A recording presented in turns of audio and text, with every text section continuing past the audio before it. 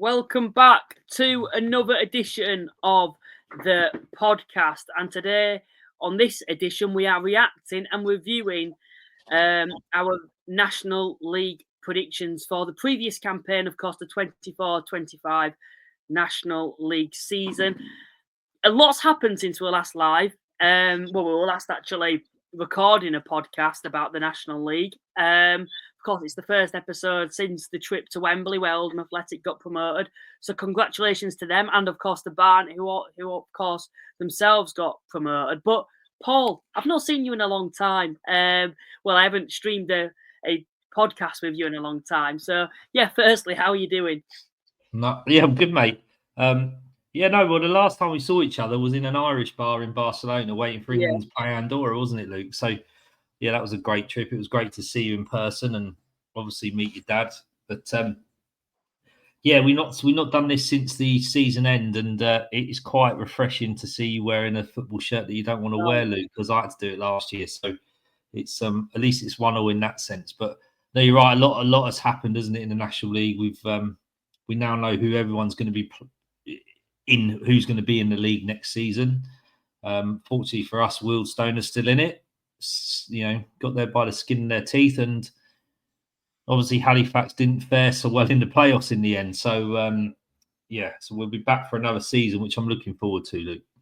Yeah, I suppose that's the only consolation for Halifax's playoff campaign is the fact that at least we're here for another season now.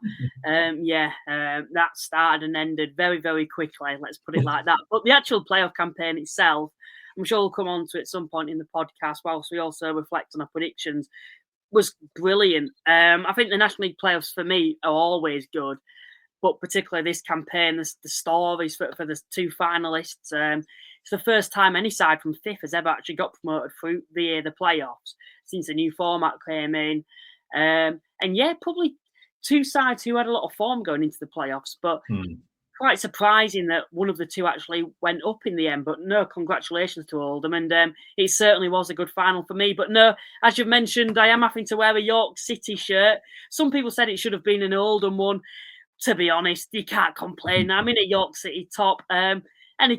What's good for me is the fact that I'm actually covering York next season. They didn't get promoted through the playoffs. Of course, Oldham did in the end. But no, I've stood by it. I lost out on the predictions league, and I suppose this is my forfeit for the night, is having to wear a York City top. I think next year, because we've both lost now, we're going to have to think of a new forfeit or something, up the standards. But no, we might as well just get straight into it then. So we're going to go 1 to 24, look at where the teams finish. We're going to talk a bit about their season, see where we predicted them, and potentially how we can reflect now on why we've actually gone wrong.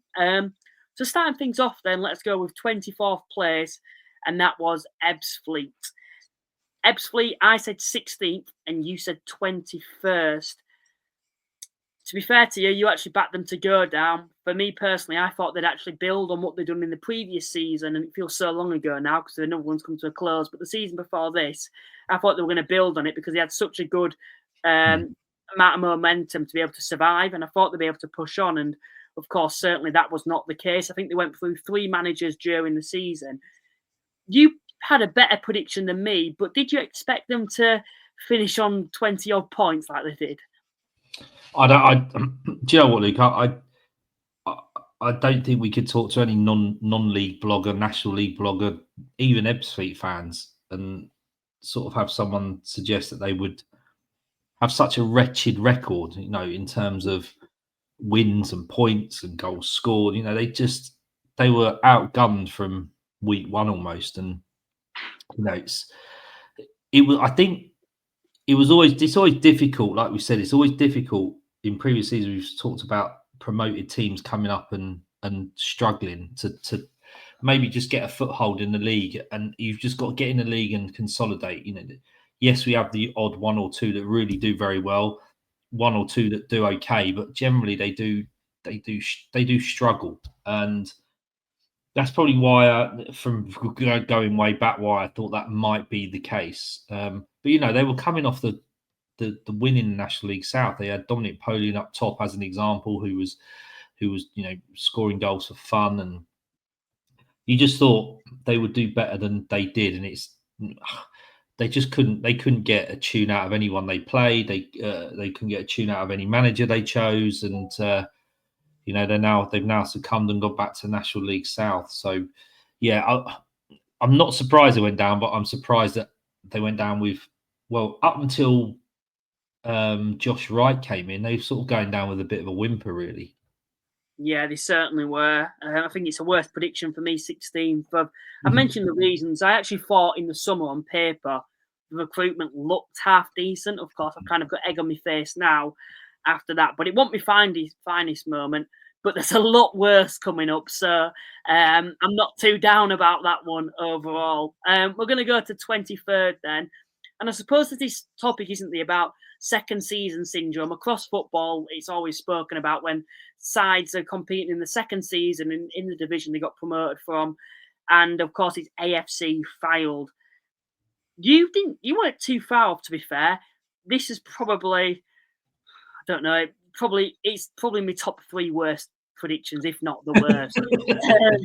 AFC Fylde 23rd place, second season in the National League, and second season syndrome could be used as an example for AFC Fylde. Disappointing season for them. I put them 7th, and you put them 20th. Yeah.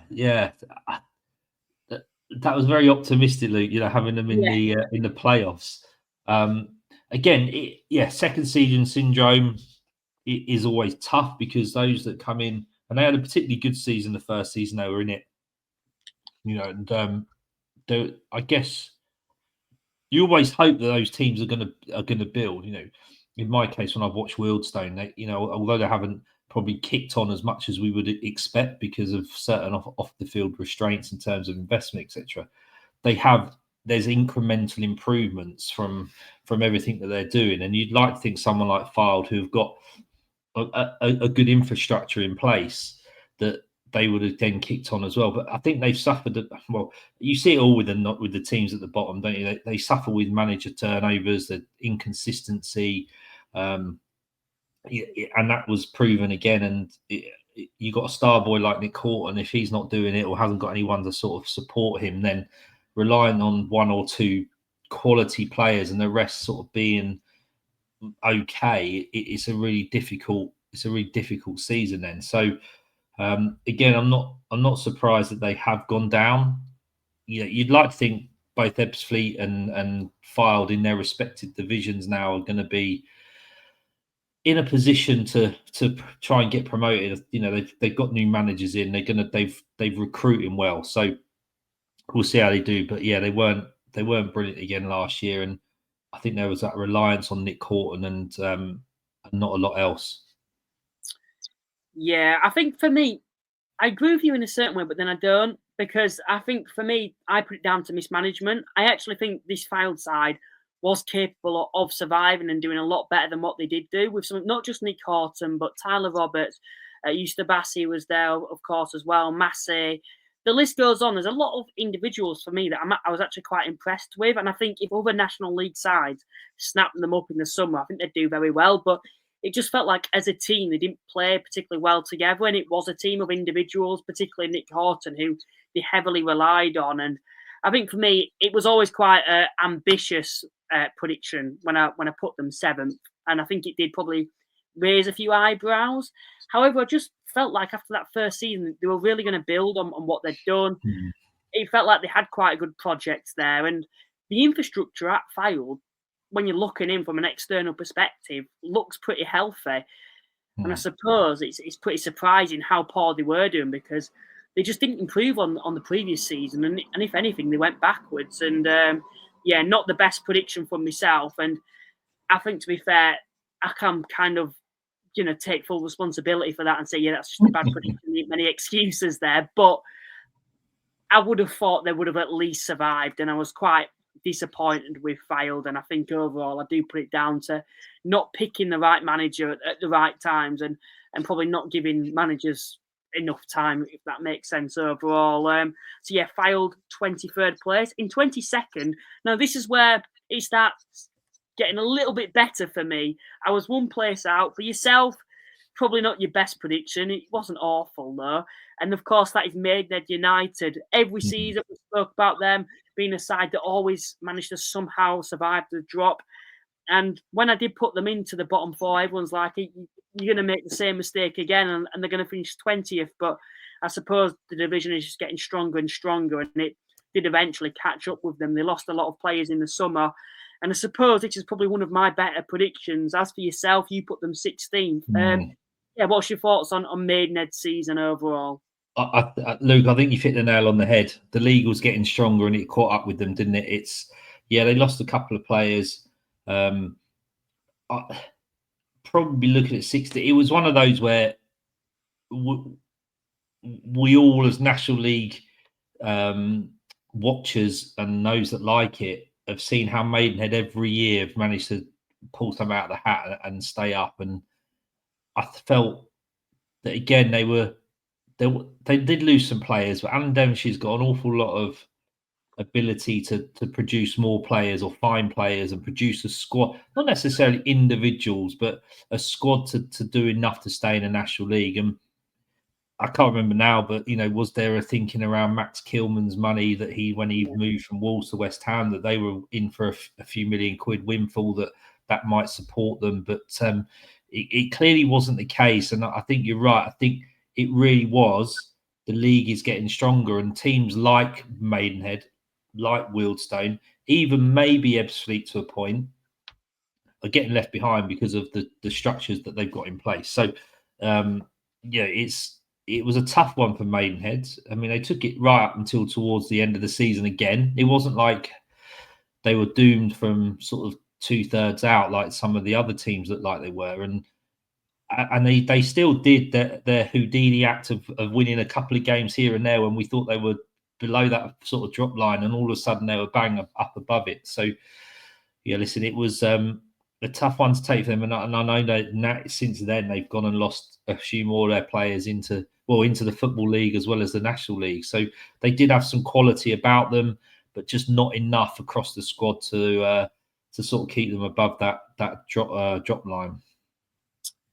Yeah, I think for me, I mentioned there about it catching up with them eventually, and I genuinely think that was the case. The Max Kilman situation was very strange. At the start of the season, it felt like there were positive times ahead, over 4 million being brought into the club. I think that's for anyone in the future. If anyone ever gets that sort of money as a club again, don't, as a fan, get your hopes up too much, because what seemed to happen is it's been broken down into fractions where they're getting like payments every so often. And eventually they'll get the 4 million. I don't think they actually got the first payment until about Easter time, and it was only, I think, about 500 grand or something like that, which is still great money. But at that time of the season, the transfer window in the National League is coming to a close. It's not going to be hard to recruit more players. And I won't say it's a disaster. It wasn't a disaster for Maidenhead. I think they did everything they could to survive, but I think we're going to speak about the club that's coming up that went down, and for them, I'd say it's a disaster, and everyone was shocked. But for Maidenhead, the league is just getting so much stronger, and sides who got promoted did so well this season, which is quite unusual. Usually, one or two seem to bounce straight back down, and that's probably not done Maidenhead any favours themselves. And I think overall, they can reflect on the time in the National League as quite a positive time, and they've certainly overachieved every season. And it's a shame they've gone down, but they'll be hoping to get back up, and I think that's going to be a very difficult ask. But we're going to have to wait and see how they do now in the National League South. 21st place then. Now, this wasn't the best prediction from either of us. However, it's one of them where I don't think we should take that much responsibility and say, yeah, this is awful for us. I think this really is on the club significantly underachieving. Dagenham and Redbridge going down. It went to the final day, and I think we all felt, me particularly, you as a Wealdstone fan, well, I thought they were going to find a way to survive. It was in their hands on the final day. All the money that they've spent in the past, some of the players that they've had in that squad, and it's just been an awful season. I think since Ben Strevens was dismissed, it really did go downhill in that second half of the season for them. Did really anyone expect them to go down? For me personally, no, not until the final few weeks. And I still felt on the final day they might be able to do it when it was in their hands. But But yeah, that it has been a disaster for Dagenham and Redbridge. I said they were going to finish 10th, and you said they'd finish 11th. What's your thoughts on Dagenham this season? Luke, I don't. It's Ebbsfleet have got, as an example, Maidenhead as an example, even Fylde to a point, have got mitigating circumstances, or would have had at the beginning of the season if they knew they would. The future led for them to be relegated. I don't think at the point that we made those predictions that there was any mitigating circumstances for Dagenham, and I could be wrong, and Dagenham fans could come back and go, "Oh, it was an absolute shambles behind the scenes." It felt like it got that way, but I remember us talking when Ben Strevens came in towards the back end of the season before, and they were so hugely inconsistent all the time, and he had to strip his squad. And then he's got his own squad in the summer, and there was that positivity, and they are a full-time team. They have been in the EFL, and yes, I know there was some ownership challenges throughout the season and some real sort of unrest. And the director of football came and went, and the Egyptian investors came and went. But yeah, I mean, they were just an utter disaster, weren't they, on the football pitch? And like you said, last few weeks of the season, they looked doomed. They managed to pull themselves out of the bag a bit. And I know we sort of talk about Dagenham and Wealdstone, who came in 20th, but between them, it was who was going to go down. And genuinely, as a Wealdstone fan, I always felt, especially when I saw who Halifax were putting out on the pitch, that they would do their job on the last day. But I never felt for 1 minute that Dagenham could go to Solihull and not get a win, in terms of what was expected of them and what they needed to do. When you look at the highlights, Luke, absolutely diabolical in front of goal, weren't they? I mean, the footballing gods were shining down on Wealdstone that day, and not on Dagenham. And going down might not be the worst thing for them. They can reset. They've already done that. Stale, just interrupting that, you mentioned there about it not being a bad thing, them going down. I totally agree, because it does feel like in the previous seasons leading up to that relegation, it was getting a little bit stale there. There was that expectation that they were going to get into the playoffs and push to get back in the Football League, and it just never came. And it does feel like it needs a significant rebuild, doesn't it? Now it does. I mean, like you sort of suggested for Fylde, it was a bad choice of manager or mismanagement. There was probably that feeling when Lewis Young came in off the back of was it Strevens that went? He wasn't right for that job at that time. I'm not suggesting for 1 minute Lewis Young isn't going to go on and be a manager, but that was a tough, sticky situation to chuck yourself in or get chucked into.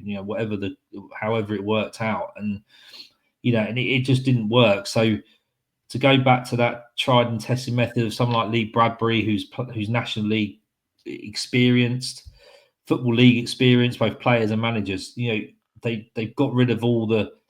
I don't wish to sound bad, but they got rid of that deadwood. Those players that have experienced the relegation with Dagenham have now gone, so they can go and approach a new season in National League South.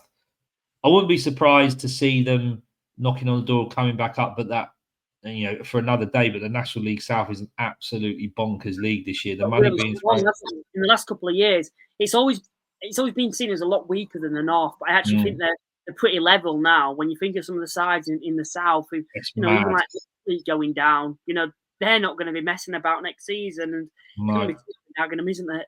No, I mean, as an example, they've signed Sam Howes on a 2-year deal, goalkeeper from Leyton Orient, who we had at the Stones, who's a decent acquisition for National League South. He's come from League Two.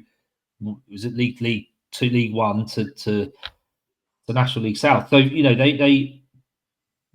they're not going to mess about. They're going to try and get promoted, along with a lot of other sides in the National League South. And I think it would just do them good to reset. But yeah, just to conclude, that was a real shocker of a season for them, and something that, when you look at our predictions, never felt that was ever going to happen. Would you say Dagenham were the biggest disappointment out of all 24 sides that season? For me personally, I'd say 100%. Yeah, without a doubt. Like I said, Ebbsfleet were disappointing, but you could probably see why. Maidenhead weren't as good as we thought they might do. We could see why. filed for the same. Some of those teams down the bottom, but Dagenham, there was nothing you could see at the beginning of the season. That's not to say that as it unravelled throughout the season that they ended up being where they were. But at some point, who did they beat? Gateshead 7-1 at home. You're thinking, bloody hell, it's they've turned on its head. But again, inconsistency caused a huge problem for them. And I think you're right. That's the biggest disappointment of the season in the National League, without a doubt. Yeah, they lost a lot of key players during the season, which is probably a significant factor. And I think the board made bad decisions, haven't they, that has kind of led to that relegation. But I think the players have to take an enormous amount of responsibility as well, because even losing the likes of Elliot Justin, Junior Moraison and the afternoon, you'd still expect that current squad with some of the individuals in that side to be able to at least keep them up, if anything, last season. But no, moving on to 20th place then. The first one, and probably one of the only ones that I've got spot on, you only one place out as well. Of course, it's the mighty Wealdstone, who you supported, who survived on the last day.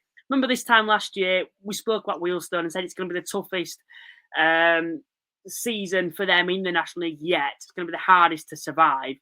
And I had them to survive in 20th. Bit too close for comfort, I suppose, for you, Paul, leading to the final day, even for me, with the potential of losing a co-host on the final day. But no, you managed to survive, finishing 20th. And you have to say, overall, it's been a successful season for Wealdstone, being able to survive.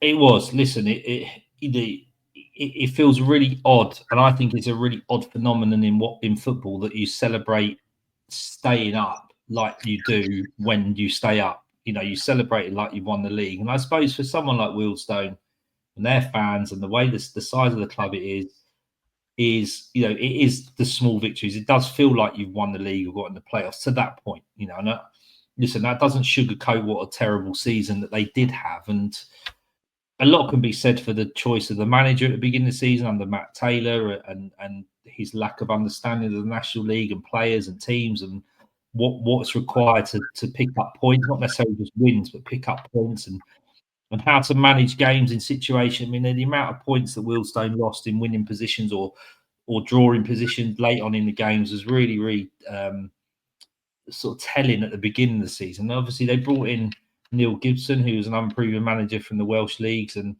him and his assistant Lee Jones had to play with what they had in the squad, and they did brilliantly. I think they got just around about 2 points a game for the matches that they were in charge of. And it looked like at one point we were up and staying up, and then we had a really bad 2 or 3 games, and then we picked ourselves up. And obviously we went into that last game of the season against Halifax with I was on commentary that day, and I described it as they've done the improbable, because we managed to turn Halifax over. Was it 3-1 in the end? But absolutely steamrolled the first half against a very unlike Halifax 11, and we took advantage of that. But we certainly took advantage in the second half of the. As I said, the footballing gods looking down on us when you saw the highlights of Dagenham versus Tamworth, Solihull rather, in those last. I mean, Wealdstone fans were celebrating on the pitch. They'd stayed up, not realising the game was still going on. And in that period they were celebrating, I think Dagenham missed 3 or 4 excellent chances. So, listen, next year is going to be even tougher, Luke. We've got Sam Cox now as a gaffer. He's not really proven that level. He did 6 games for us, kept us up the year before, went to Oxford City in the National League North, didn't pull up any trees for one reason or another. He's got to lean heavily on his academy contacts, the fact that he's probably well liked and well known in non-league, to try and pull some rabbits out of a hat, because the budget isn't brilliant. And like you said, it gets harder every year. We feel like we're dropping away, and I think this season's going to be really, really. I think we always know with Wealdstone, they're going to be down there because of the budget. And I think last season, the fact they survived, I see it as an overachievement. Wealdstone at the start, well, I'd probably say it's an achievement, I should say, not an overachievement. I think as a club, their initial aim was to survive last season, and that's job done. I think in the league, I think most people thought Wealdstone would probably go down, and I think they should do. Technically, I think they've probably got a bottom 4 budget and the park time. Everything is against them, and they managed to survive. So I have to say, for me, I think it's a successful season for Wealdstone, particularly when you see the likes of Dagenham, them being able to outperform someone like that, and even the likes of Fylde, who've got a lot better resources than someone like Wealdstone have. Moving on to 19th place, Boston United. That has to be the greatest escape of all time.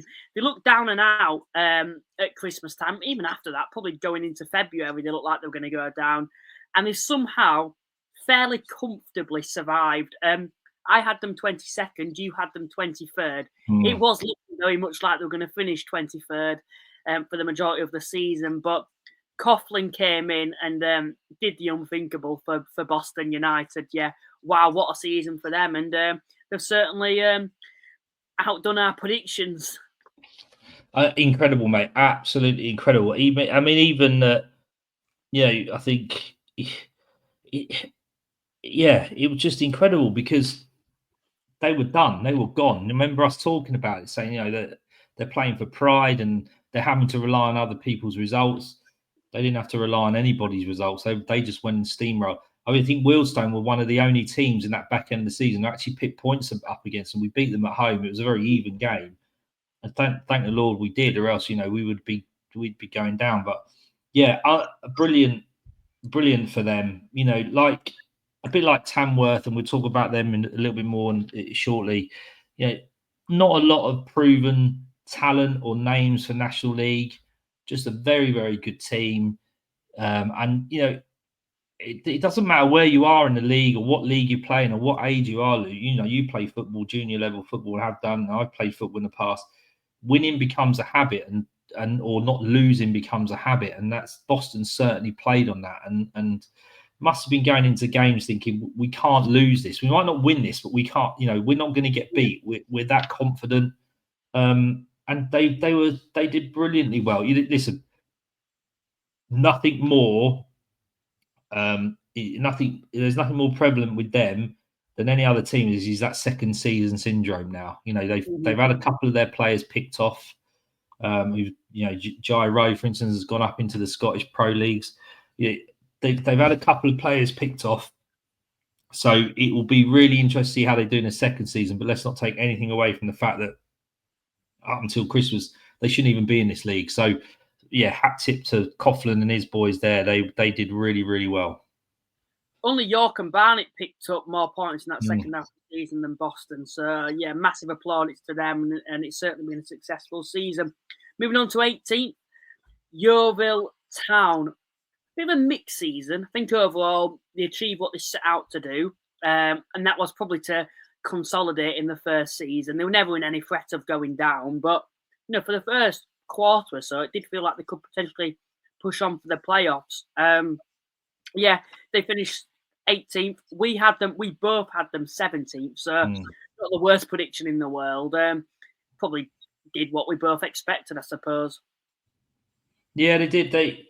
I think what Yeovil struggled with is, they sort of took National League South with a bit of a canter, really, the league season before, and Mark. Surname, it's got out of my head. The manager. Mark Cooper. We interviewed him. Yeah, Mark Cooper he stuck a little bit with the squad he had, didn't he? And the problem Yeovil had really overall across the season was scoring goals. That's where they sort of struggled. Defensively, not so bad. I know at times they were stretched a little bit, which is always going to happen. But yeah, I think the problem they had was they couldn't get a goal scorer to maybe do a little bit better than they were. But listen, they should be doing what they've done, Luke. They're a full-time side. They've got a huge part, 3,000 to 5,000 people behind them. Yes, I know they had a few issues off the field with ownership, and that's come to a head now where they've got a new ownership family in place. So we'll have to see how that takes them this season. What their budgets are due to be like, what are they looking to sort of push on with. But yeah, I'm not surprised they did what they did. They consolidated, like you said, early season hope that they might push on, but that dropped away. But that's to be expected, and I think again they'll be all right next season. Just depends really what this ownership group put into the club. Will they keep Mark Cooper as an example? Where are they going to go, and etc. So, interesting few weeks for them. It looks positive from the outset when you look at social media and what they're trying to achieve. So, yeah, expect them to be in and around mid-table, I guess, next year. But they did well to not come up and go straight back down. 100%. Moving on to 17th place then. It's quite interesting this how we had these in order, but it's kind of been flipped. Braintree Town 17th. They actually finished. Oh no, they finished 17th. We actually predicted them to finish 18th, both of us as well. Remember, it was like similar order with Braintree and Yeovil. So not another fairly good prediction, I suppose, being one place out, both of us. Yeah, the recruitment in the summer seemed very, very strong. However, they didn't get out off to the best of starts, did they? But I suppose they managed to do what was expected, and that was to survive. And it'll be interesting to see how they do in this second season now for them overall. But no, I'd say a pretty solid season for Braintree being able to survive. And of course, they lost one or two players during the season as well. Yeah, without doubt. And did they lose their manager? Was Angelo Harrop? Did they swap the manager today as well? And changed it, yeah. Yeah, and it's that's not ever going to be easy, but that worked for them, didn't it? AFC Fylde, it hasn't worked for them. Ebbsfleet, it didn't work for them. Dagenham, you look at those teams where they have swapped the manager, it hasn't worked. With Braintree, it did, which probably shows that, and it shows that Angelo Harrop, whoever he recruited for himself that was passed on, was good enough. He obviously just couldn't get a tune out of them for whatever reason. But they weren't spectacular, were they? They ground results out. They plodded along. I think we spoke at points where they might get dragged into it, but they always seem to keep themselves above water, really. And again, interesting to see how they get on. To have Yeovil, Tamworth, and Braintree all come up and stay up is a really good. It's good for the National League. It's good for them individually. We'll just have to see now how they get on in that second season. Yeah, all four sides who got relegated, who got promoted, I should say, actually survived in the first season, which is quite rare, particularly in the National League. You'd expect at least one or two to go straight back down, and particularly some of those clubs as well. I think looking in, maybe the lazy eye would have thought that the likes of Braintree, Boston, and Tamworth would have all significantly struggled. And let's be honest, apart from Boston, none of them really did. And even Boston managed to turn it around when it really did matter. Moving on to 16th place, Aldershot Town.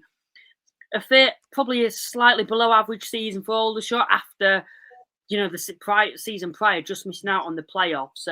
Quite backwards, but lost a lot of key players in the summer. What you can say, though, is they did win the FA Trophy, but we're talking about the National League now. And I think overall, a fairly average, and some fans will be quite disappointed with that season. I actually had them 15th place, so another fairly good prediction for myself. You had them 11th, which isn't awful either. What's your thoughts on Aldershot's season overall and your prediction? Just a bit mediocre, innit, I suppose. They were, but they did have the mitigating circumstances. They lost two or three really good footballers, and replacing them was going to be tough, and Tommy Widgerington did as well as he could to replace them. And for a time, they looked like they were going to be a lot worse off than they ended up, didn't they? And they seemed to get their shit together, for a better phrase. Yeah. And to go and then win an FA Trophy in their, the first ever time to Wembley, I think it was, and the what they gave their fans, a bit like Crystal Palace in the pro game, you can't take that away from them. So I think, yes, this is a National League predictions, but I could be wrong. But once they hit Wembley and after Wembley, it all became a little bit sort of stale with them, and they probably ended up maybe dropping a little bit more than they probably wanted to. Tommy Widgerington obviously had a time away from the sidelines as well with his health conditions, and it was great to see him come back. And maybe next season, having won the trophy, having Tommy Widgerington back, yes, again, they're the ones. All these squads are going to be changing all over National League. There's players moving all over the place all the time. So we'll see how they get on. But I'm surprised they finished as low as they did. Like I predicted, they might finish a bit more mid-table. But I think the fact they won the FA Trophy is a great achievement for them. It certainly is. Like, if you actually look at Aldershot's history, that's probably one of the greatest seasons in Aldershot's history, because they've gone to Wembley for the first time and actually won there. I think as well, when you think of Aldershot, I think a lot of people will get carried away because of the size of the club on how they should be performing in the league. If you actually look at the budget, they're probably about right. 16th, that's probably where you'd expect them. They've probably got a bottom 8 budget, Aldershot overall. They haven't got rich owners. And they lost a lot of key players in the summer, but I think some supporters would have liked to have thought they'd have been able to build on what they'd done in the previous season, but probably where I expected. And I think, next season we'll have to reflect on their business overall and see if we think they can do any better. 15th place then, sticking in the same district. We're moving to Woking now, who overall, considering the issues that they had at the start of the season, had a pretty good season. I had them 21st, you had them 22nd, and it's not one that I'm not going to get hung up about, because we didn't know if they were going to have an ownership takeover. Mm-hmm. And I think if they didn't end up having a takeover, I think Woking would have gone down, because until they had the takeover, they were bouncing around the relegation places, weren't they, overall? But Woking 15th, I think, is a solid season for them, and they are a side for me that I think will be able to kick on. Yeah, without a doubt. And they were just solid, weren't they? They did what they had to do to stay in the league. They got the American ownership group have come in, which is great for them longer term. So I think last season was that consolidation period. Us having them going down was off on a reflection of how they finished the season before and what was going on off the field. And I suppose they've done, or we predicted they were going to do what Dagenham have done. Mm-hmm. In that sense, we didn't probably see Dagenham do what they did, but it very much mirrors what we thought Woking would have done, I think, anyway. So, yeah, they've got an astute manager in Doyle, haven't they? And it's worth Ardley. Mm-hmm. Oh, sorry, Ardley. Yeah, they got rid of Doyle, got Ardley, and so they got an astute manager in Ardley, and he knows how to win leagues. He knows how to manage in the National League, and they'll be better suited for the National League again this season. Mm-hmm. He'll get his own squad in, etc. We talk about it a lot when new managers come in halfway through the season, but yeah, I think they'll be ones to sort of look at next year, being where they probably should be, pushing on to that playoff end rather than the relegation end that we did predict. So apologies to Woking fans, but I'm pretty sure there's a few Woking fans probably felt the same as we did. Yeah. Well, I just think overall positive times ahead. Neil Ardley, it feels like there's a proper project there. He really managed to get his philosophy across, where that hard working, driven type of defensively strong side towards the back end of the season. And I'm sure they'll make a few more additions in the summer. And I think it is exciting times for Woking fans overall. Moving on to 14th, Solihull Moors. A disappointing season, I think, overall for them. Started pretty well until Andy Wing, of course, left, and then it went significantly downhill. I still can't get over the statement they actually put out when Andy Wing was dismissed, that we understand that it's been... Well, he wasn't dismissed, actually. He left, but they made out that it was kind of not a bad thing that he left. He said, he actually came out and actually stated that we understand it's been quite a disappointing season so far, and we hope the next candidate can get the best out of this squad. I think I could have probably done a better job in that second half of the season, to be honest. I think you could have, and I think probably my gran could have, to be honest. I don't know how anyone can go into a club where they're being fairly successful like that and have such a significant downfall like they did when the new manager came in that second half of the season. They actually must have paid a fee to take him away from Wealdstone as well. I think Wealdstone fans would have been happy to have him taken off their hands, to be honest. Solihull overall, disappointing season. I had them 4th, you had them 7th. They finished 14th. Well, they've done so well in the last 2 or 3 years. Wembley appearances, playoff appearances, trophy. You know, they've got a lovely little setup down there. It's what many clubs who have come from where Solihull have come from to the National League would aspire to be. You know, the setup in terms of director of football and all that sort of thing that they had in place.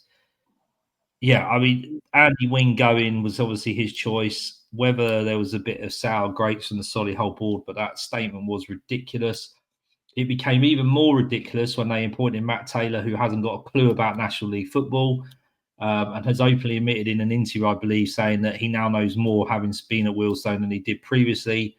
And he almost took them down. At one point, they looked like they could go down, and you know they did pick up and survive, obviously. But a really disappointing season for him. Probably not on the scale of say Dagenham or maybe Ebbsfleet. But I know there's going to be some disgruntled Solihull fans who will want and demand an awful lot more from their club next season, and more from Taylor and what have you. So be interested to see how they get on pre-season. He has got to do better as a manager, without a shadow of a doubt. He can't pretend, he can't play at it. He's got to go and actually do it now. He talks a good game. He's got to go and prove it. So, yeah, interesting times for Solihull, because, you know, will they be up challenging for them playoffs in the next couple of years? Our predictions will be made in the next few weeks. I would suspect that they're probably not going to be as strong as we would have seen them in the previous few seasons. So, yeah, disappointing for Solihull, really disappointing for them. And you know, they've almost let go of that momentum they had to push on. They don't want to end up being like your Dagenhams, your Eastleighs, who have that expectation of making the playoffs, yet are always like mid-table, lower mid-table, and in Dagenham's case, actually dropping down the division. And yeah, it's a bit of a disappointing season overall for Solihull Moors. I think Matt Taylor will be the manager that's under the most pressure before his ball's even been kicked. I think he'll be given probably 5 or 6 games, and if it doesn't start well, I'd expect he will be out of the door. Moving on to 13th place, another one where they've actually outperformed our predictions, but what it still feels like it's quite a relatively disappointing and maybe at best average season for them. And of course, that's Eastleigh. I had them 19th, so they've done considerably better than my prediction. And you had them 15th, so they've done better than our predictions. Yet I don't think Eastleigh fans will be particularly happy with that season overall. The challenge you got with Eastleigh, and we talk about it and have done us, is the inconsistency when they're in a position to again push on. I mean, at one point, Luke, we were talking, weren't we, about them? They were on such a good run. Was it this season they started off winning the first? They won beaten. There was Sutton, Forest Green, and Eastleigh who won unbeaten for the longest time. Then so Eastleigh went run, and then they managed to get a bit of momentum again. So yeah, so they had that great run. Then they fell off the cliff. Then they had that really good run again, and almost they had that really good run that got them into a position where we thought, hang on, they can kick on here, because it was at that time as well where no one seemed to want to take a playoff place off anyone else. They're all doing their best not to be in those positions, the teams up there, and they fell foul of that as much as anybody else. And yeah, they're such a hard team to predict, aren't they? It's so hard. They got some excellent footballers on paper. You know, they've got a manager who seems to have a good way of playing. They just go along with their business. They've got a good owner in Stuart Donald who likes to invest money. So yeah, should they be doing better? I think they probably should. They just need to be more consistent, and we keep talking about it every year about them in particular. So if they can get more consistent, they might be in and around the playoffs. But yeah, slightly disappointing where they ended up, but still better than what we probably thought. So yeah, on the whole, I do put like your Eastleighs, your Solihulls, your Dagenhams all in that same bracket where they seem to be quite financially well off, but they don't make good decisions in recruitment, particularly considering the size of the clubs. And you know, there are always clubs for me that seem like they're quite ambitious, but they just never seem to achieve or consistently achieve anything. No, it's probably a B- in their grading for this season, I would suggest. Moving on to 12th place then, and I don't actually think it's a bad season for them. I think some fans of this club may say it was. You certainly will with the prediction you had. It's not your greatest one, Paul. It's probably might even be your worst, which is actually quite a compliment to you considering you're only 10 places out, which sounds like a lot, but it's not really when you think about it. And that's Sutton United. I had them 13th, they finished 12th, so a pretty good prediction for myself. You had them second. Yeah, first season back in the National League. I thought they would consolidate. You felt that they were actually going to go on and potentially be in a title race. I did. I genuinely did. And I can see exactly why you say they're going to consolidate, because that's what clubs generally have to do when they come down, because they got to get used to being in the bonkers league. There's the National League, and a lot of clubs wanted to come out. I just felt, Sutton were coming from a good place. They'd fallen back out of the EFL. They hadn't been in there too long, but they were a club that have come from sort of the Isthmian League up to the Football League, rather than being one of those clubs that have fallen from grace from the EFL down. And I just felt that, Steve Morrison's got good quality in terms of playing and managing in the EFL. I just felt that they were going to be setting off on a good footing, both off the field and on the field. I mean, as it transpired, they literally did consolidate. It felt like they were consolidating. They got rid of a lot of that squad or players that had dealt with the relegation. So they got rid of them, and he's gone with that very much younger model. Some unproven, some sort of not quite done it, etc. So I can see exactly what he was doing, and it seems like the perfect thing to do. And if you look at the recruitment they've now done this year, notwithstanding some players they've lost, he's built on what he's done from this season. It was a massive turnover, though. If you actually remember, I think only Braintree recruited more players than Sutton in the previous summer. And I just felt like it were a young squad. It was going to take quite a long time for them to all bed in. And if you actually look at how the players performed overall, there's a lot of players that are like, wow, we've found hidden gems there.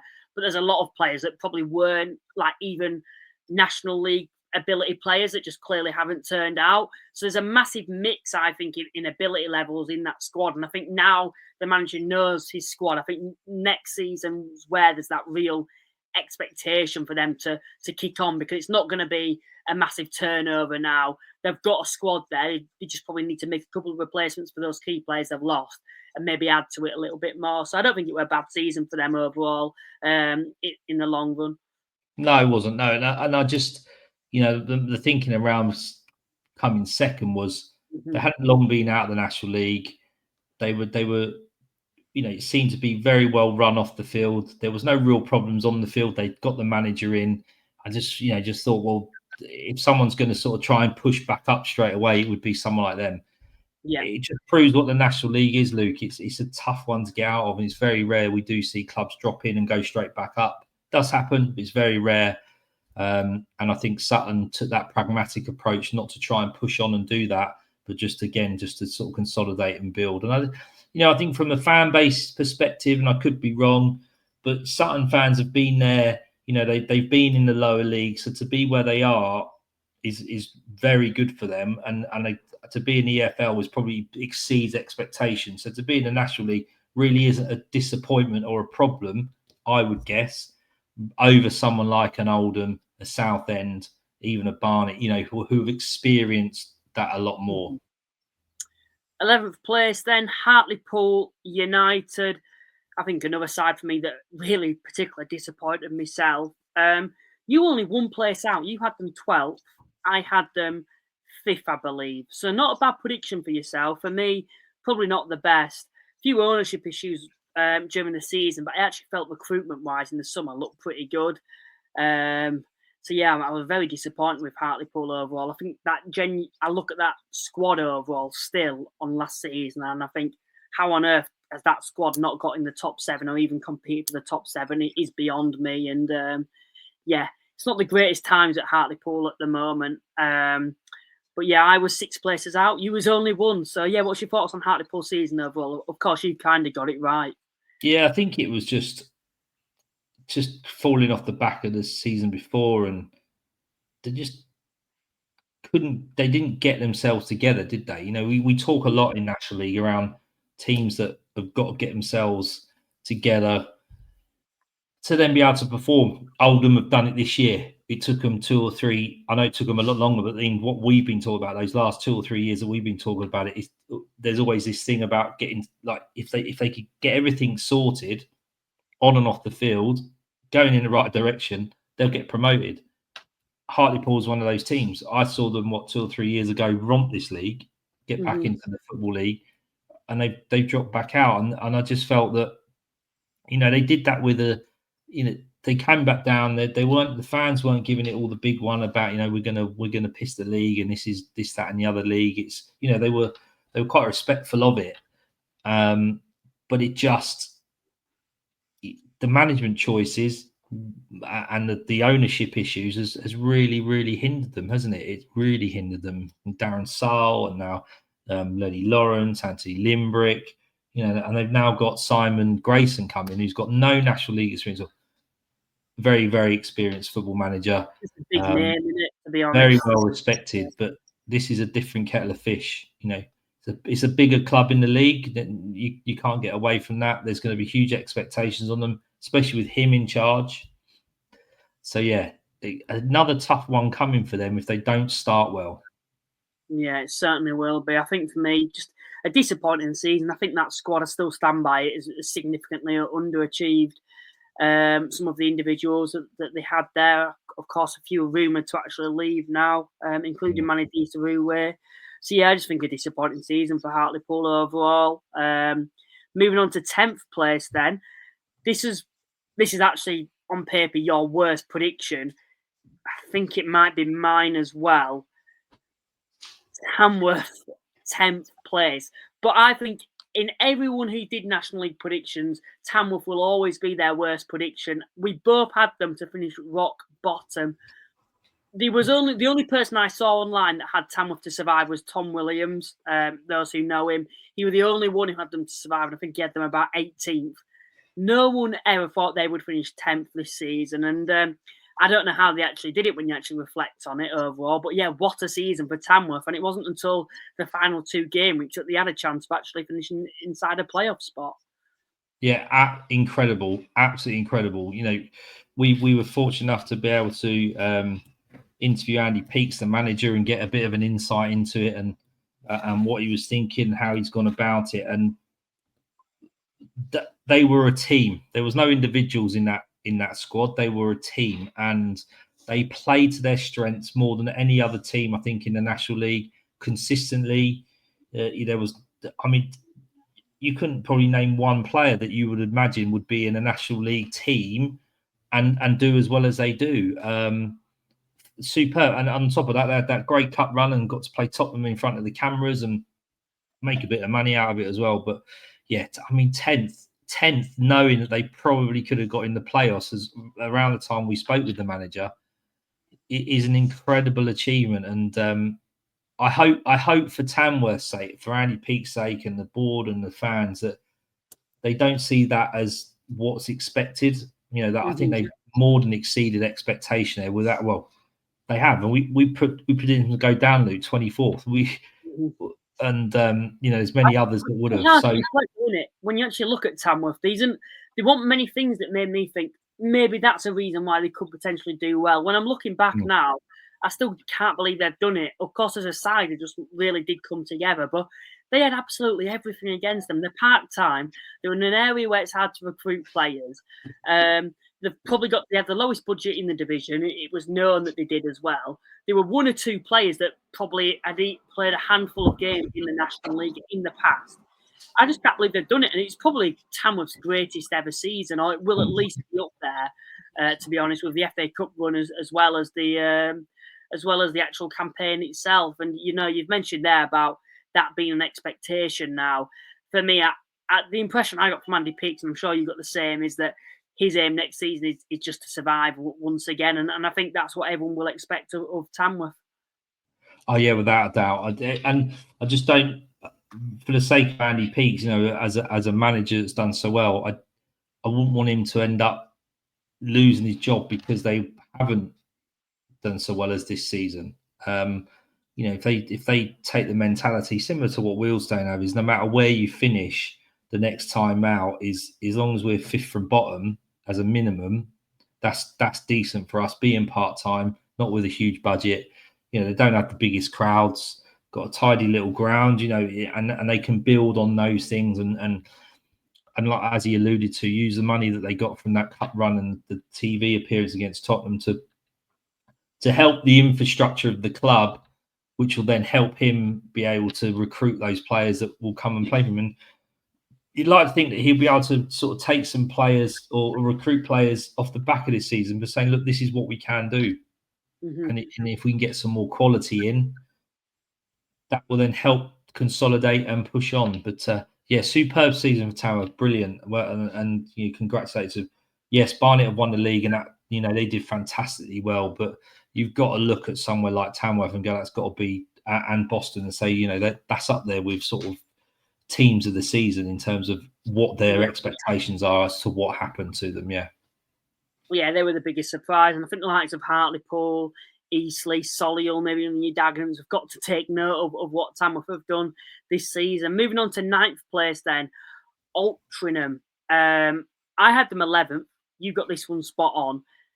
I don't know with Altrincham, because it feels like in the past couple of years they've really overachieved. There's a full-on project there for them to push on as a football club, and they've been competing where they want to be in and around the playoffs in the past 2 years. But it was a drop-off from the previous season, and it was a significant drop-off in that final quarter. So I don't know what Altrincham fans will think of that season overall. I'd say it's probably where the majority of the division expected them. It's where we kind of expected them to finish.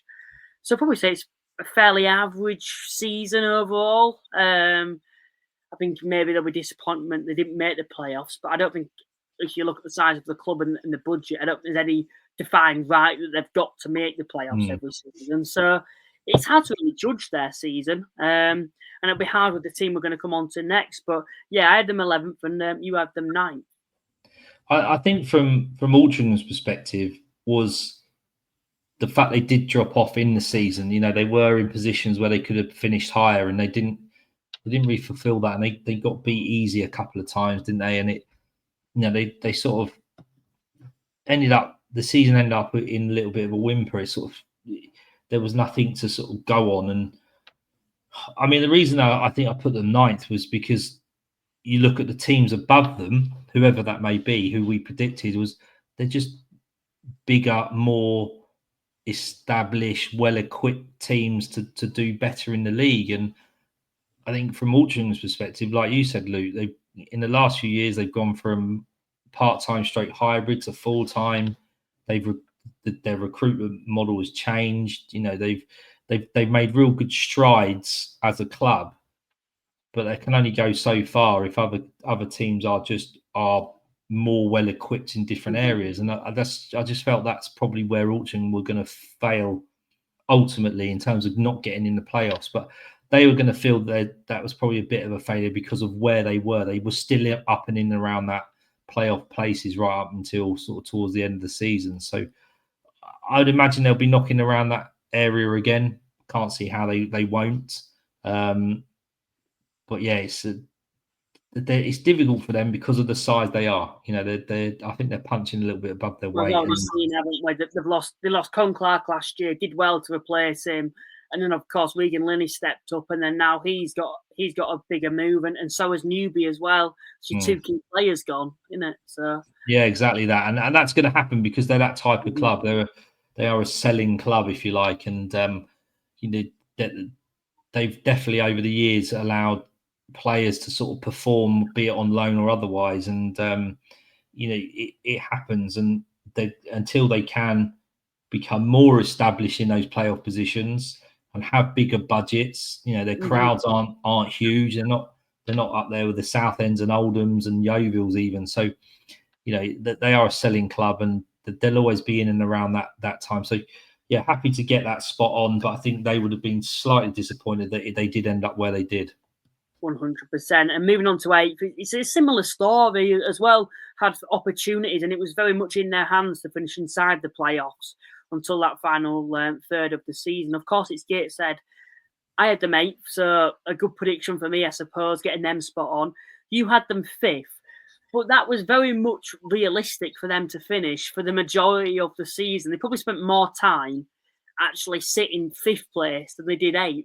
I don't know what I think of that one overall, but suppose throughout the season, a club like Gateshead, the issues are, and they've had it in the past couple of seasons now, is the fact that because of the size of the club, they are a feeder club, and when players perform, they don't have the facilities to be able to stand in the way of players moving on to bigger clubs and better opportunities. And that was, of course, being the case.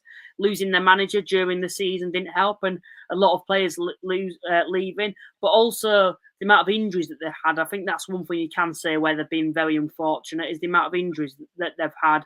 And it wasn't until the final 2 game weeks that they actually slipped out of the playoffs all season. So, yeah, I think overall, I don't know, because I don't think anyone really expects Gateshead as a side to be in that top 10.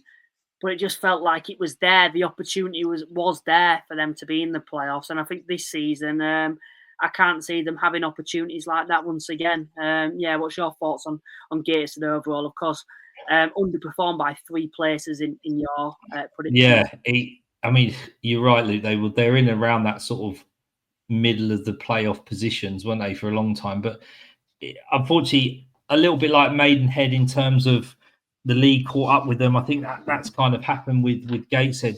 That whole rinse and repeat situation that they've had over the last few years of manager going, squad being decimated, players being sold, manager going, squad decimated, players being sold. At some point, it as much as you can have succession planning and you can have a really good board that can identify those that are going to replace those that have left, it's going to come and hurt you at some point. And it's happened this season. And I don't think it helped with that. They sorted the off-field problems in terms of being able to then play in the playoffs, which hindered them the season before. And then there was more issues around, ownership, investment. I mean, it speaks volumes when their manager has left to take an assistant manager's role somewhere else.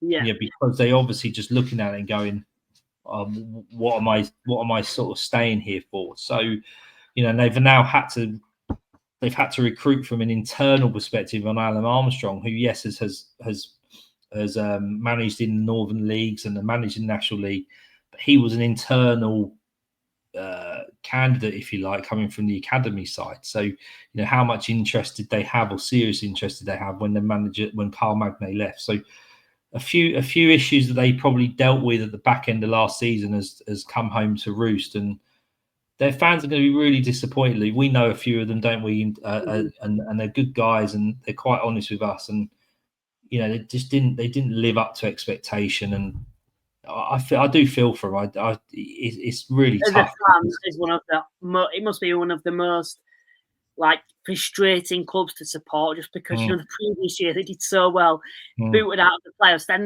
the second year they managed to sort it, and for literally the whole season it was there for them. And then in the final 2 game weeks they've slipped out. So yeah, I think it's disappointing for Gates, and I think next season it's going to be tough. We speak about the league getting stronger. I think they're a side that's getting weaker, and when you see some of the statements coming out from players, it's quite concerning, I think, overall. But moving on to 7th place then, a side who actually made the playoff final, yet it was like a season of ups and downs. It's quite a weird season overall when I actually see how sides have done. They've been in a lot of different places.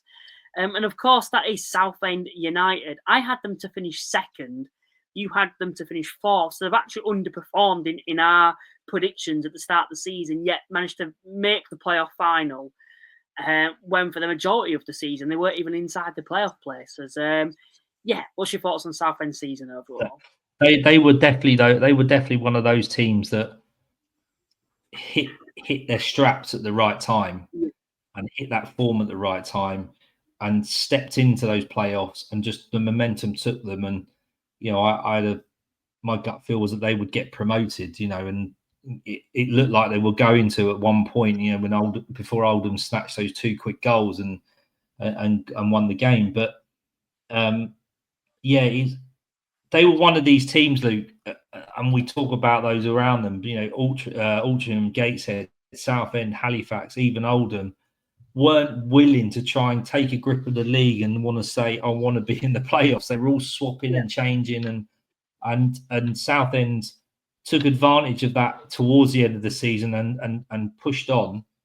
The biggest challenge they had, I think, and why they didn't finish second and fourth, was that they struggled to score goals. They were very miserly in defence. The top scorer was a wing back, Gus Scott Morris. So it just goes to show, if they 18 goals, though, to be fair, it's not like he scored 5 or 6. It was 18 goals. No, but yeah, he scored 18 goals. But if you could get a centre forward who's going to complement him with 10 to 15, then they probably would have pushed on. But it was great to see them get to where they were, because we talked about the season before when they didn't know whether the club was going to exist and whether Kevin Mayer was going to stay, and they couldn't recruit players. So actually, to be within what 20 minutes of being in the EFL before they let, or even less than that, before they let the goals in against Oldham, a great season for Southend, and something they can really build on, something they're going to have to take confidence from. And now they've got that. They've had a season of stability. The crowds are coming back. They've got to look at that and go, that was a really good season. That it was brilliant, and just one step too far, unfortunately. But I'm glad they're staying in. I'm glad they're staying in there, and Oldham have gone. From the perspective of being a Southern-based team, we couldn't have another Southern-based team go up or down, and another long road trip. So a trip to the Southend and the coast is incoming. So for that, I'm grateful. But no, they had a good season. Moving on to 6th place, then, a side that always overperform. This is what made me. I'll come on to it actually shortly. 6th place, Halifax Town. I had them 9th. You had them 10th. Overachieved. Do you know what made me laugh? I won't name the people that did it, but there was I think it was a podcast or a post put out the other day, like rating side seasons, and if they've overachieved, underachieved, average, and I think they had it like A, B, C, D. They had Halifax in D. Who won? I'm sorry, but if you look at the budget, we probably should finish about 18th, 19th with our budget and everything. And they based it off that one playoff game, why Halifax had a poor season. I cannot get my head around it. And I was very, very disappointed with the playoff campaign. And I mean extremely disappointed with how that game turned out, even though we were massive underdogs going into it. But you have to reflect on the season overall, and you have to say that is an overachievement, a significant overachievement, to not only make the playoffs, but to finish 6th as well. Yeah, for me overall, I think Halifax, that's a solid season. That's what you expect from them. Disappointing playoff campaign, yeah, but we're not ranking that. Overachieved in my eyes. I had them 9th, and overachieved in your eyes as well. Oh yeah, without a doubt. Listen, there's no getting away from the fact that that playoff game was a disappointment. But I'm not, and I don't suppose Luke and you and your Halifax fans, fellow fans, were sort of looking and go, I'm not surprised. Oldham were becoming a bit of a juggernaut, weren't they? You've lost to the team that have got promoted. It's not like you've lost to another team. Chris Millington had done wonders. There's however many. There's only 7 teams that can get in the 6 teams that can get in the playoffs. One goes up, the other 6 get in the playoffs, right? So you got 2/3 of the league wanting to be where Halifax finished, and Halifax done it. So on a very modest budget, turnover of players, they're not the biggest club in that league. They could be bigger. We've talked about that in terms of what might be coming in the future or should come in the future. But yeah, they did fantastically well, and they go about their business. There's no huge fanfare about them. Not a big fan base that are vocal on social media outwardly. There might be in terms of for the club, but yeah, listen, Chris Millington done a great job. It's sad to see him go. I hope he gets another job somewhere else shortly. He deserves it. But let's see how Halifax do this season. It's going to be tough for them. And I think that's why Halifax fans need to look at that and go, that was a really good season, and it certainly wasn't much better than a grade D performance, I would suggest. Yeah, 100%. We'll move on to 5th place then now. I'll get this over and done with because it'll be the last time they tune in, and then they'll go off and enjoy League Two. Oldham Athletic finishing 5th. You actually pretty good prediction. You had them 6th. I had them 12th. Yeah. They consistently throughout the season, I've reminded of this prediction. I thought I justified it pretty well. And to be fair, I thought I did Oldham fans a favour because in the previous 2 years, I had them about where they finished this season, and they finished about 12th. And in the one season that I think I had them to finish mid-table, they've gone and finished 5th. So you should be thanking me, if anything, if you look at it like that. But no, probably not my finest prediction overall. It's hard to look back on now and what potentially I was thinking. I think I was just thinking on the previous years. I think I wasn't overly impressed with the transfer business because they weren't recruiting huge names, like standout names. However, what I will say, and this is what I am going to take back, I think they recruited more smartly in the summer of players that suited the system in terms of the players that they actually brought in. For example, a player that they brought in would be Manny Month. When he came in, I wasn't overly like, wow, what a centre half for this division. But I tell you something, he's been a standout in that side this season. He's been excellent for them and fitted that system perfectly. I know it's as the season's gone on, but Yogan Nathan as well. Player on loan from Barnsley, a young lad. For a side like Oldham, you'd like to think you'd be buying players, not loaning them in. However, he's been exceptional when he came into Oldham, and he's a big part why they've got promoted. And I just think the recruitment team at Oldham have to take an enormous amount of credit. That's probably why they have overachieved in the prediction that I put. And the regular season, a bit like Southend, probably had its ups and downs. However, they've got the job done, and they're back in the Football League now. What's your thoughts on the season? Of course, overachieved by 1 place in your eyes. Yeah, I mean, I looked at them and just thought, I suppose I went to a different view to you, Luke, because over the last couple of seasons, we've been talking about Oldham just having something missing, whatever it may be, recruitment, using Boundary Park as a fortress, the manager. But at some point, they were going to get their shit together. And I think that's what I was looking at going, this is the season they'll do it. Whereas I guess you were probably looking at it going, not sure it's going to be that way. Yeah. They did. They recruited well. They were better at home. Not suggesting that it became a fortress, but they were better at home. They've obviously got a very well liked and a lovable character as the owner, and Mickey Mellon finally got a formula and a squad that were able to be able to get promoted. This, I suppose, you look at it and go, well, we got promoted. We're in the EFL. They finished 5th, so they did very well in the playoffs. But I think once it becomes almost sort of that knockout football, a club like Oldham were always going to be at an advantage because of the size they were and what they had. So, but you still got to go out and do it, and they went out and did it. They played Halifax off the park, didn't they? They wore Southend down. Fair play to them.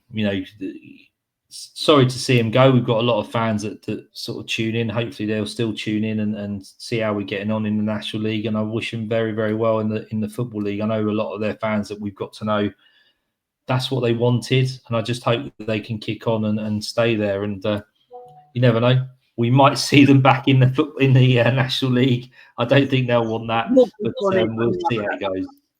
That will be it. Ultimately, they overachieved from what we said, Luke. They probably made it harder for themselves than they wanted to do internally. They probably were hoping to get up automatically or at least finish sort of 2nd and 3rd. They had to go into the playoffs and play the extra games, etc. But they were able to deal with it, and they've done very well. And I have to say, James Norwood's goal in the playoff final was an unbelievable bit of individual skill and tenacity. And if that was scored by, I don't know, Liam Delap, as an example, who's just gone to Chelsea for however many millions, there were people be lapping it up. It was an excellent goal. So fair play to them, and good luck in the EFL. Now, this is one to kind of tell the Oldham fans that it's not all about you in a way in terms of the predictions, and you weren't the only club that we predicted badly. Rochdale, we thought Oldham was a bad prediction. This is horrendous. They finished fourth. I had them 14th. You had them 13th. I can't even really remember me thinking behind that. I think going forward, I wasn't particularly too impressed. I don't think there wasn't anyone who really stood out recruitment-wise. Like Sam Beckwith, I always liked him at Maidenhead.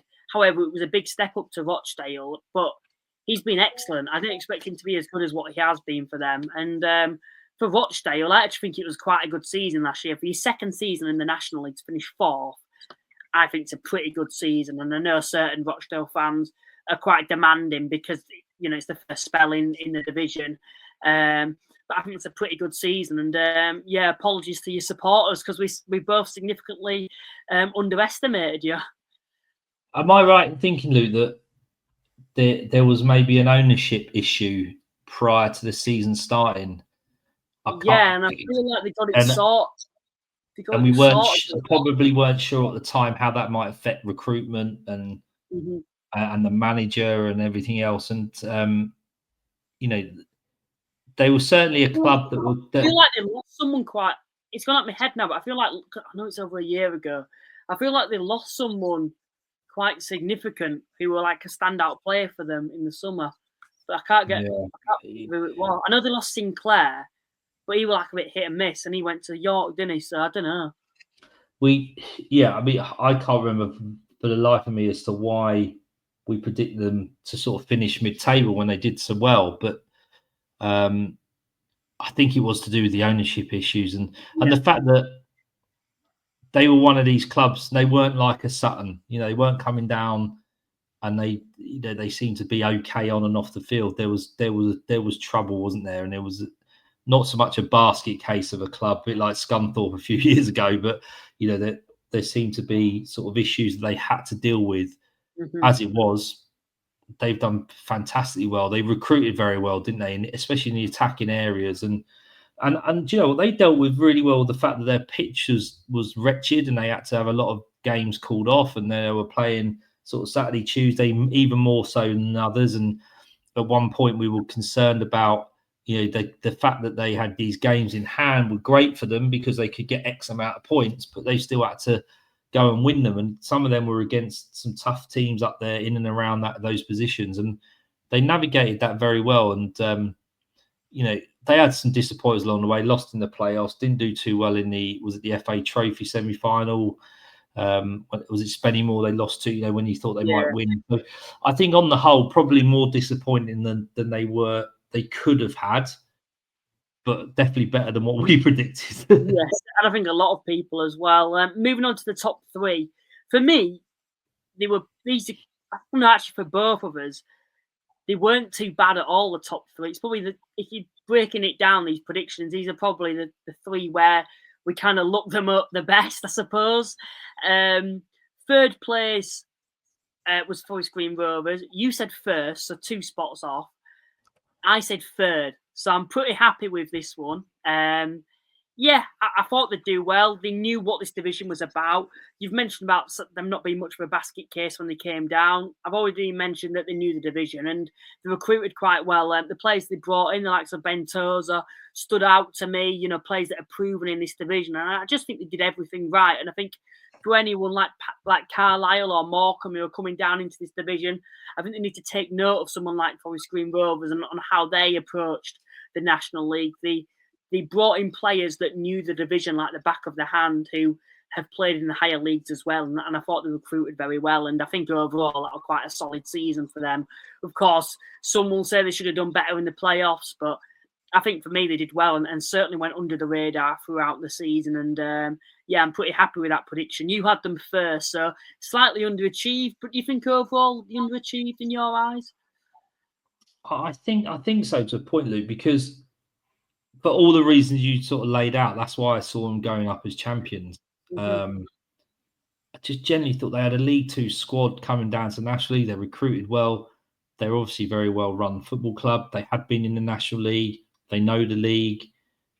Steve Cottrell's a very experienced manager. He's got promotions and playoffs and everything else across the time he's managed, and they just had everything in place to kick on and go back up. And they really, God, how long did they stay in third? They were never going to go below third. They were never going to go into second.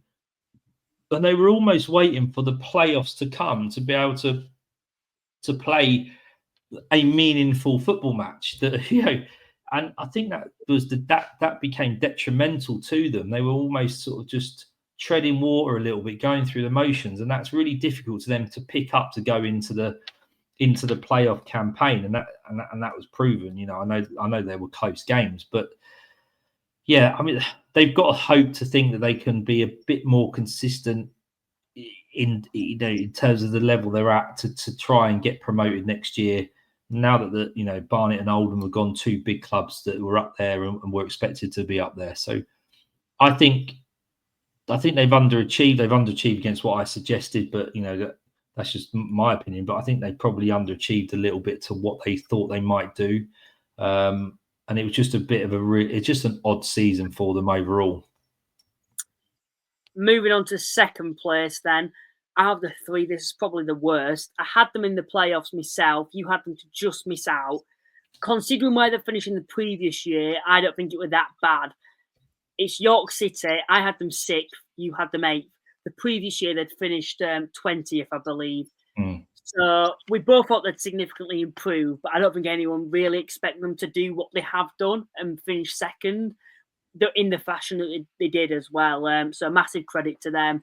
They'll be a little bit disappointed that they didn't win the league, but also in the playoffs losing out like they did do against Oldham. What's your thoughts on York season overall? I think overachieved in my eyes, but I think as the season went on, you could say maybe they underachieved. Oh, without a doubt, they were just, the recruitment was good. It was didn't have that scattergun approach to what they'd previously done the season before, and the owner and his mum, or the owner's the Ugler family, almost sort of felt like they took a step back and just let Hinchelwood get on with it, whereas before it always felt like they would, we'll just get all these players in, it doesn't matter, we'll spend the money. So a lot more considered in the approach to recruitment. Hinchelwood was able to adopt his philosophy and the way that he plays. And they were brilliant for the most part, weren't they? I think when the crunch came, they were just found wanting a little bit, both towards the end of the season and in the playoffs. They'll learn from that. They're without a shadow of a doubt, they'll have players there that will gone through that, and they won't want that to happen again. Similar to what Barnet have done, they learn from that chastising experience of not doing well in the playoffs to come back next season and go, right, we can go one step better. So York will definitely be someone to look for, as long as they don't lose Ollie Pearce. I think there's a chance that he could go. That's going to have to be a lot of money for someone to take him away from York, because he could see it doing with York himself. He's got a bit of loyalty towards the manager. Not that there's much loyalty in football, but he'll have a bit of loyalty towards Hinchelwood and York for giving him the opportunity. So yeah, be interested to see how that pans out, in as much as, do they lose what was he, National League Player of the Year, wasn't he? So, an important player to any team, let alone York. So, yeah, listen, they're going to be up and around there. They're going to be happy to a point, but it's always tinged with disappointment when you get so far and then you don't really sort of kick on. And they'll be disappointed, because at one point Barnet were looking like they were odds-on favourites. Then they got a bit twitchy, and York were getting close, and I suppose it's what could have been for them, but yeah, massively overachieved to what we suggested, Luke, and we can see why they did, but we can also see why we probably only put them where we did in those playoff places. Thing is, though, now in this next season, there's an expectation there now where they've got to win the league, and there's no excuses if they don't now, particularly if they do manage to keep hold of Pearce as well. suppose for me, it's a little bit sweeter wearing this top now, knowing that they haven't got promoted. But no, yeah, I think for York, joking aside, I think a solid season for them. But the expectation is going to be there next year for them now. And moving on to first place, I'm happy once again with this one. I said that they would win the league. Similar kind of situation to York, how York are now. The pressure was on them. Most people backed them to win the league, and they did do. And of course, that's Barnet. I had them first. You actually had them third, which isn't too bad, but you did get a lot of stick for saying they finished third. And I suppose, in a way, now, I won't say it's deserved, but they could kind of, you've kind of been proven, well, they've proven you right. You've proven them wrong, I suppose. I'm not summing that up right. Let's go. Congratulations to Barnet. They were the most consistent football team over the National League season, and they've done what I didn't think they were probably capable of. Was at times where they needed to be consistent and get the job done, they've done it, and you can't take that away from him. You can't take that away from Dean Brennan. You know, he churned his squad a little bit in January to make sure that they were fresh. His loan players, you know, he took the big decision to change the goalkeepers. That seemed to work. So where I was probably critical of Dean Brennan and in the past in terms of getting to a point and not being able to kick on, he's done it this time, and fair play to them. And you know, they were deserved champions. They were the strongest, most consistent team throughout. They had a really good squad. I think that's what it was. You know, previous seasons we also talked about his 11 or 12, 13 was good. The rest of the squad weren't quite up to that. His squad was really quite good. You know, throughout the 1 to 18 to 20, whatever it may be, and you know, and where Forest Green, York, Oldham, even like to Gateshead didn't get to grips with this and say, right, we want to win this league. Barnet did, and they steamrolled a few teams. Listen, they got twitchy towards the end when the finishing line was in sight. That's going to happen. That's naturally going to happen. It made it interesting for a few weeks that could York catch them, and we never felt that really was going to happen, and it didn't. And you know, that Barnet are back to where their fans believe they should be, and that's in the EFL. And wish them all the luck in the world, and be interested to see how they get on in a league that's is a tough one. The EFL 2 is tough, and they'll do all right, to be fair. For me, right. Yeah, they got pace, they got power, they can defend. You know, they'll be okay. So no, well done to Barnet. Listen, there was reasons why I put them third. Contrary to belief, it's not because I support Wealdstone and this, that, and the other. Yeah, I just felt that they weren't quite going to be at it. They've proved me wrong. Fair play and good luck to them. Yeah, fair play to Barnet for getting the job done, and I think they'll do pretty well in League Two, to be fair, overall, for me personally. But no, that wraps up our predictions overall. If we actually reflect on it, I'll try to put it on the screen now. Someone actually kind of recorded all the predictions from creators. I think there were about 7 or 8 of us that he recorded.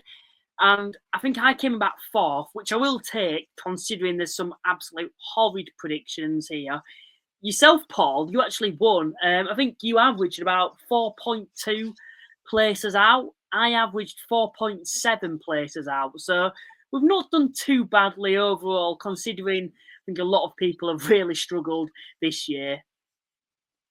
Yeah, I was surprised. Yeah, you said it was a bad run here, and then everyone's like, "No, you hadn't. You've won." It's so tough to predict, because we can always look at players and squads on paper and what they've done previously, and this season has proven that, you know, the likes of York are probably, you know, they've done better than we thought. Ebbsfleet, Solihull, Maidenhead were, so we thought so. Really tough, because football isn't played on paper, as we know. You can say all the things in the world. It's played on the, you know, between those white lines, and we don't know what's coming out of those teams and squads. But yeah, you know, I'll take the fact that I was the best of those groups, but still sort of 4.4 places average is sometimes could that be slightly better, but I'll take it as a small win, Luke. Worst prediction then for both of us was Tamworth. We both had that overall, but I think it's probably everyone's. And I think we both probably got about 4. I think you got 1 or 2 more than me. So I reckon I got about 4 spot on, and I reckon you've got about 6 overall. And I think average, as we saw, I think you were probably closer throughout the whole prediction. So once again, Paul, thanks for joining me once again. And it'll be good to be covering the National League for next season once again. This is kind of the final send-off for the previous year. I know we're now into late June and we're still not wrapping up on the previous year, but we wanted to do this. I've got the York top on after the Predictions League. That will be going ahead next year as well, and we'll have to think of a new forfeit for that because we've now both worn rival team shirts in the past. But no, Paul, once again, thanks for joining me. Check out our sponsors, Cards Accepted. Remember to like and subscribe, and I will see you next time. Bye for now.